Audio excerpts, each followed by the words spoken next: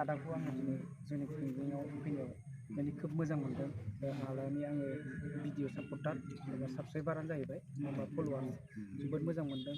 आदाया आंनि चेनेलाव फंनैसो बुंना हरदो जाहाथे बयबो सापर्ट खालामो। बिथांनि चेनेलखौ सापर्ट खालाम, ओमफ्राय नोंजों आंजों जुदि सापर्ट खालामलायाबा जों इयुनावहाय जेबो जाहैनाय नङा। ओंखायनो जेसेबां इउटिउबारफोर दङ गावजों गाव सापर्ट खालाम। आंथ' बयनिखौबो सापर्ट खालामनानैबो होयो, ओमफ्राय हानायमानि कमिउनिटियावबो सोनानै होयो।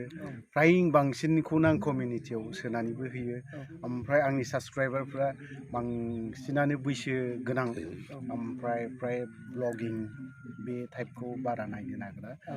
नेक्स्ट नैबे जोंनि दा जिहेथु इयुथ्सफोर ना, बिथांमोना पलिटिक्सआव बारा हाबनो नागिरा हिसाबै आंनि बाथ्राफ्रा पलिटिक्सआव थांनाय हिसाबै आंनिया फ्रायानो बैसो गोनां मानसिफ्रानो जेखियानो जादोला जायफ्रा नायदों बा नैबे चेनेलखौ नायसनबायदोंबा शेयार खालामनानै हो, ओमफ्राय मोनसे सापर्ट खालामनानै होबानो जाबाय। जिहेथु नैबे फंबायाबो इउटुबजों गुबुन गुबुन जायगा मोजां मोजां जायगाफोरखौ बर' रायजो राजाफोरनो खोन्थानो हायो।